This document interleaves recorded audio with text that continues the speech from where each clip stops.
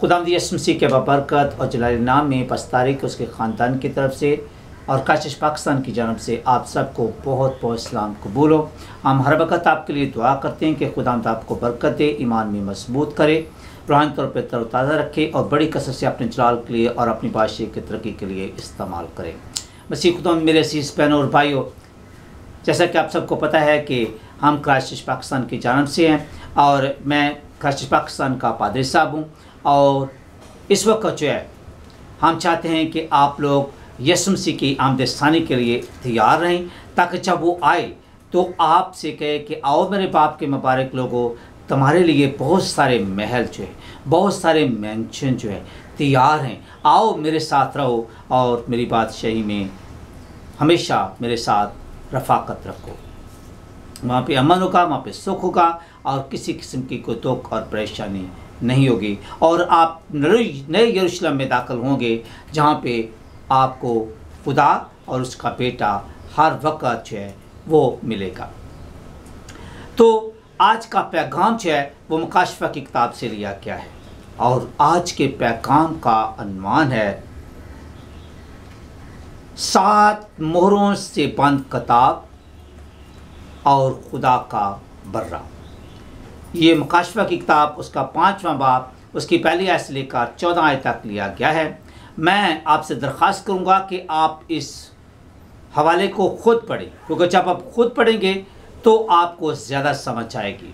लेकिन मैं आपको इसका पस मंज़र बताऊंगा कि हकीकी तौर पे 7 seals book and the lamb of God, 7 मोहरों से बंद किताब और खुदा का बर्रा क्या करता है।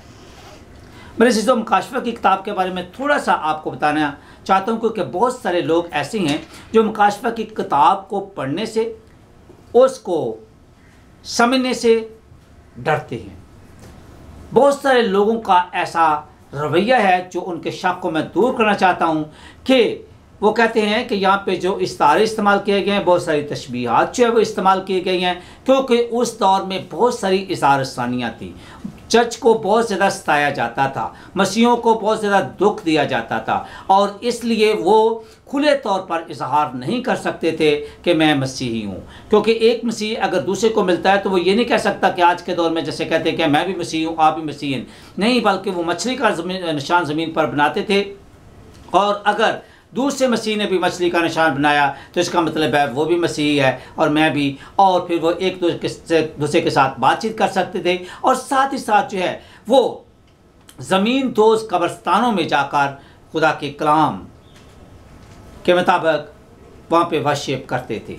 तो इसलिए यहाँ पे बहुत सारे इश्तार, बहुत सारे ऐसे तशबीहात, इस्तारे इस्तेमाल किए गए हैं ताकि पैगाम सिर्फ समझने वाले तक पहुँचे।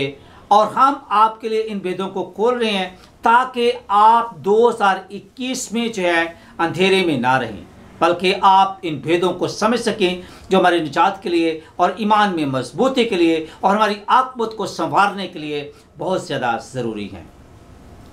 लफ्ज़ मुकाशफा, जिसको रेवलेशन कहते हैं, ये खुदा का अल्हाम है, ये खुदा का कलाम है। और जो लोग डरते हैं उनकी हौसला अफजाई के लिए ये कहना चाहता हूँ कि लफ्ज़ मुकाशफा का मतलब है बेनकाब करना, खोलना, खुल कर बताना। और यहाँ पे उन भेदों से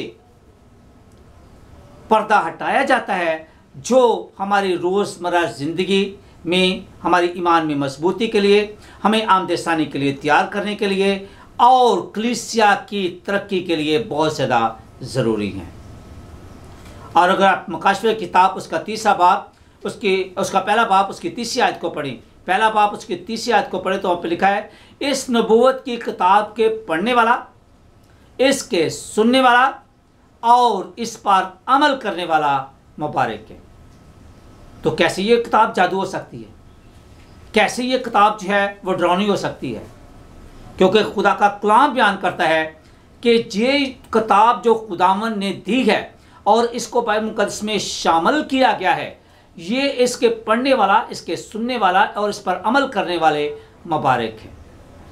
तो मैं आपकी हौसला अफजाई करता हूं कि आप ज़रूर इस किताब को पढ़ें, और अगर आपको समझ नहीं लगती तो आप डिक्शनरी को, आप इंसाइक्लोपीडिया को, आप जो है बाइबल की लुगात को जो है देखें और इसके मानी को समझें, आपको बहुत ज़्यादा मज़ा आएगा। ये मकाशवा की किताब यूहन्ना रसूल ने लिखी है, जिसने यूहन्ना की अंजील, यूहन्ना के 3 खत और उसके बाद ये जजीरा पैतमस में जब कलाम की वजह से उसको जलावतन किया गया है तो ये उस वक़्त उसने वहाँ पे लिखी है।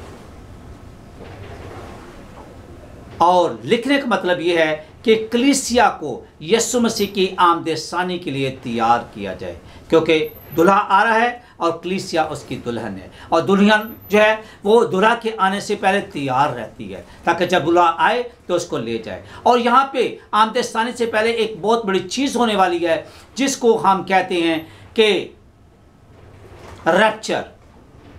रैप्चर का मतलब है ये इसका जिक्र जो है मत्ती की इंजील 24 बाब में किया गया है कि ये आंख झपकते ही होगी।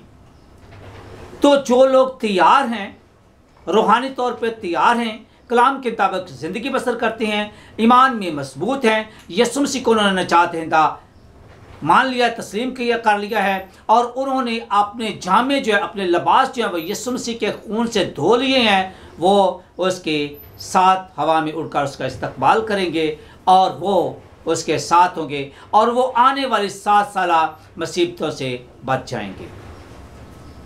तो यहाँ पे आज की इस किताब में बहुत खूबसूरत तरीके से जो है इस हवाले को पेश किया गया है। अगर आप आज की किताब को देखें, मैं आपको सारा वाला खोल के नहीं बयान कर सकता, लेकिन चंद जो चीज़ें इसमें ज़रूर बयान करूँगा। 7 मोहरों वाली किताब, आप मकाशवा की किताब में या पूरी बाइबल मुकद्दस को अगर आप खोलें तो जब 7 का निशान आता है तो इसका मतलब है कि कामल, मुकम्मल।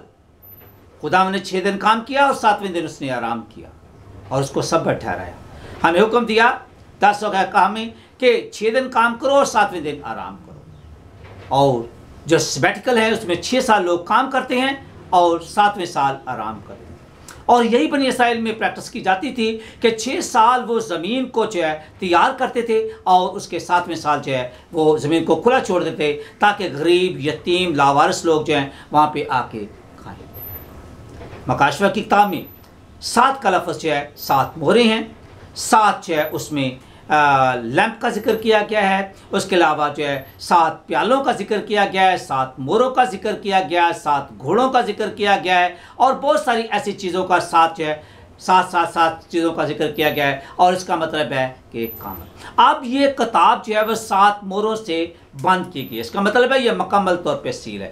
पिछले ज़माने में किताबें नहीं होती थी बल्कि तोमार होते थे, और तोमार को जिसके नाम पर ये होता था उस पर सील लगी होती थी, उस पर मोहर लगी होती थी और वही शख्स उसको खोल सकता था जिसके नाम हो। आज के दौर में आपने अगर आप पोस्ट ऑफिस में जाएँ, डाकखाना में जाएँ, तो वहाँ पर एक चिट्ठी होती है जो रजिस्टर्ड होती है, और जब डाक के रजिस्टर्ड चिट्ठी को देता है तो सिर्फ उस आदमी को देता है जिसके वो नाम हो, और वो उसके दस्तखत लेता है ताकि पता चले कि इस बंदे ने ये चिट्ठी ले ली है, और वही उसको खोलने का इख्तियार रखता है।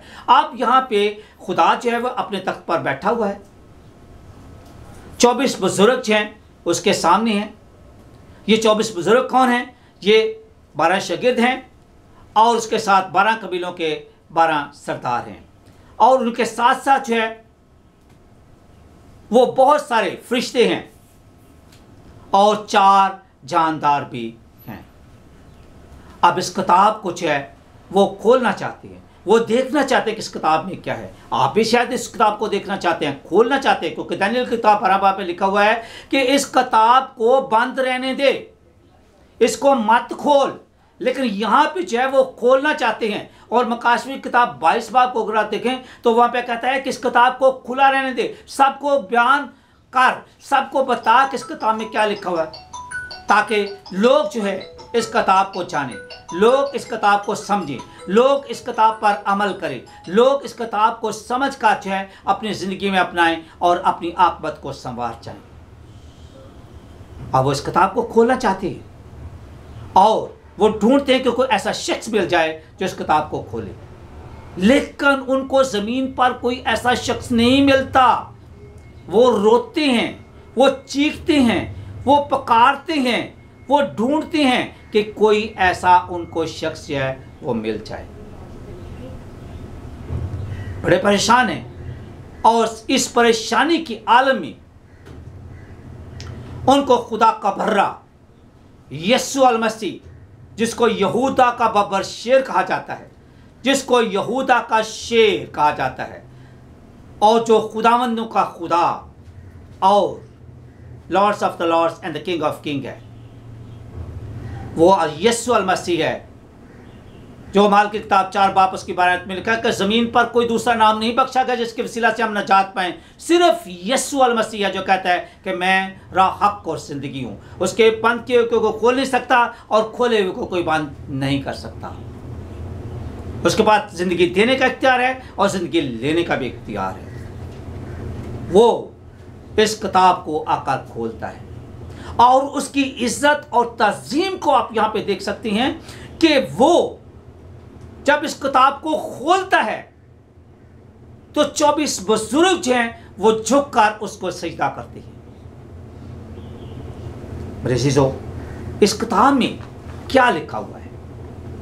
इस किताब में पहली बात यह है कि खुदा की अदालत और इंसाफ का, यानी जजमेंट का जो है कि जजमेंट कैसे होगी, दुनिया का इंसाफ कैसे खुदावंद करेगा, वो लिखा हुआ है। दूसरी बात इसमें जो लिखी हुई है वो है नजात और रहाई, कि कैसे लोगों की नजात मुमकिन है, कैसे लोग जो है गुनाह से और इस तमाम किस्म के दुखों मुसीबतों से रहाई, आज़ादी और मुखलसी हासिल कर सकते हैं। और वो सिर्फ यीशु मसीह के वसीला से है, जो कहते हैं कि थके-मांदों और बोझ से दबे लोगों, मेरे पास आओ, मैं तुमको आराम दूंगा, मेरा जुआ मुलायम है, मैंने तुम्हारी खातिर कुर्बानी दी, मैं तुझे छुड़ाने की ताकत रखता हूँ। और गुनाह जो हमारी ज़िंदगी में है ये हमें कैंसर की तरह ख़त्म कर रहा है, लेकिन यीशु मसीह के पास इख्तियार है कि वह हमें गुनाह से आज़ादी, रखाई और मुखलसी दे सकता है। अगर आप अमाल की किताब उसका 16वें बाब में पढ़ें तो वहाँ पे लिखा हुआ है कि एक धरोखा है जिसको पता है कि गुनाह की सज़ा क्या है, गुनाह की मजदूरी मौत है, और वो पकार कर कहता है कि मैं क्या करूँ कि नजात पाऊँ।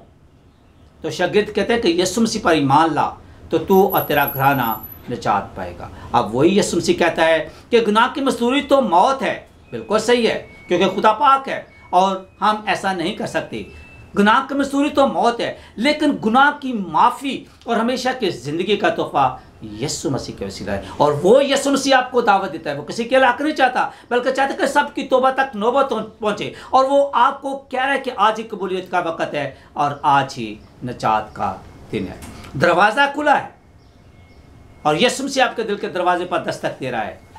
फैसला आपका है, क्योंकि वो जिंदा खुदा आपको मजबूर नहीं करता।